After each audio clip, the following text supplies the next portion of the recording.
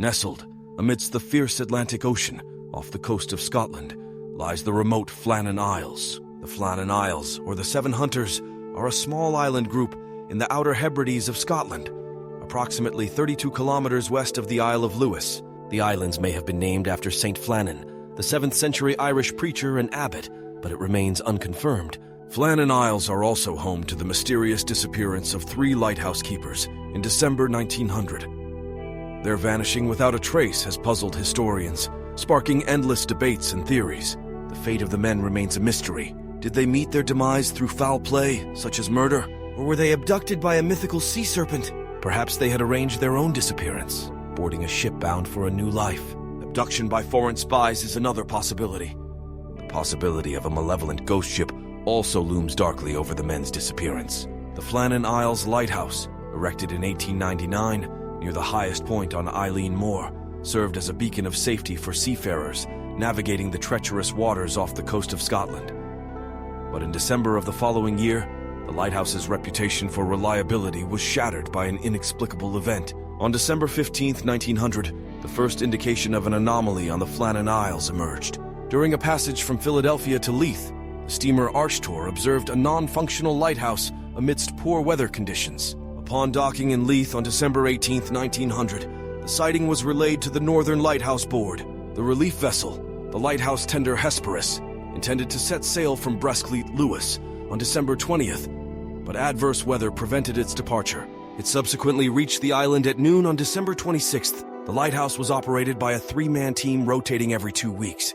The team that should have been operating the lighthouse during the reported outage consisted of 43-year-old principal James Ducat, right, 40-year-old second assistant Thomas Marshall, left, and 28-year-old occasional keeper Donald MacArthur, center, with a 4th man rotating in and out for time ashore. Upon arrival, the crew of the Hesperus, along with the relief keeper, were met with an unsettling sight. The flagstaff was bare, with no flag waving proudly as usual. The landing stage lacked the customary provision boxes for restocking, and most concerningly, none of the lighthouse keepers were present to welcome them ashore. Jim Harvey, the resolute captain of the Hesperus, tried to make contact, blowing the ship's whistle and firing a flare into the air, but his efforts were met with silence. In the midst of a grim discovery, relief keeper Joseph Moore set foot ashore after a boat launch, finding both the compound's entrance gate and the main door closed. The unmade beds and the unwound clock added to the unsettling atmosphere. Relaying the grim news upon returning to the landing stage, Moore, accompanied by Hesperus's second mate and a seaman, proceeded back to the lighthouse. A more thorough search uncovered cleaned and refilled lamps, suggesting the departure of one of the keepers without their oilskins.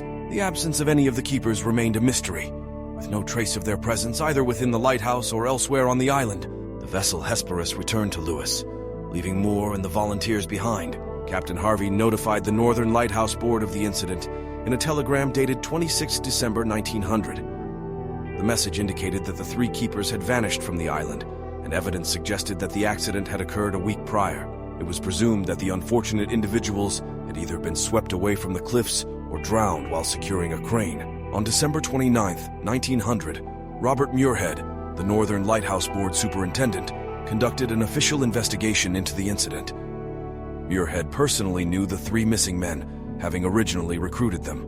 He examined the clothing left behind in the lighthouse and determined that Ducat and Marshall had gone to the western landing stage.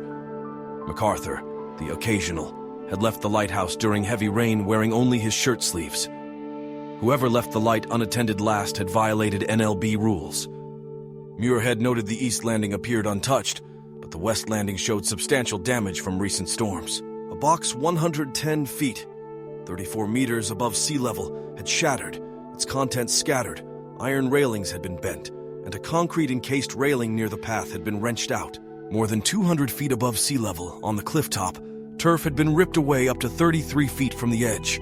The damage to the west landing was difficult to comprehend without seeing it in person.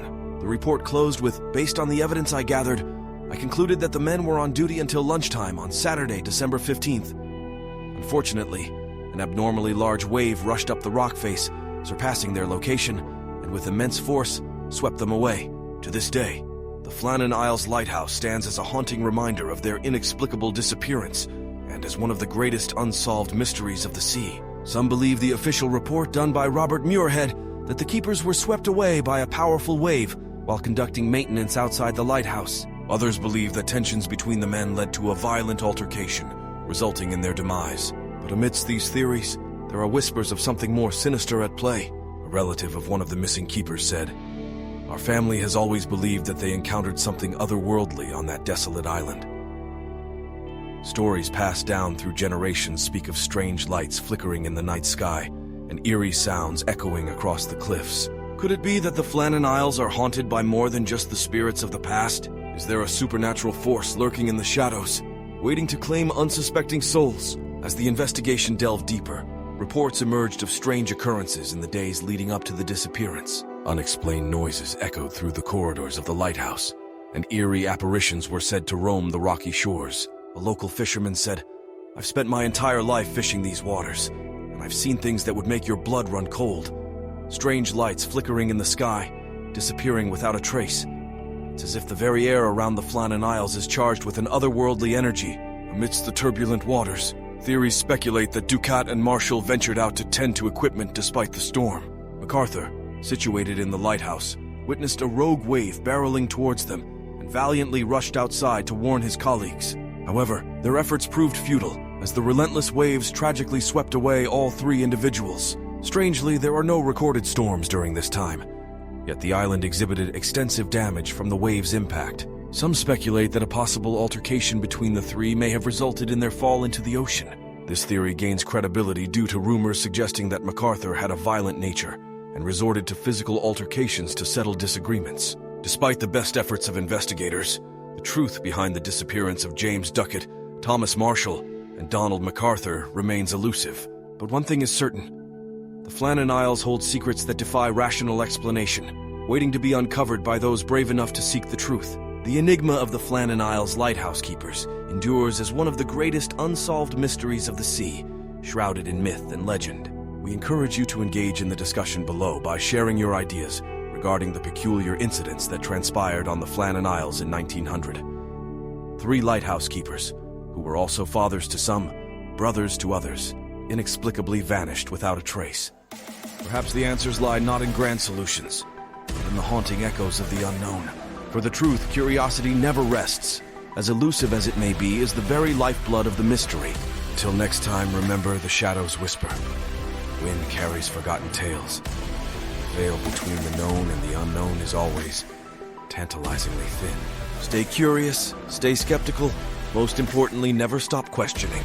Remember to like, subscribe, share, and comment below.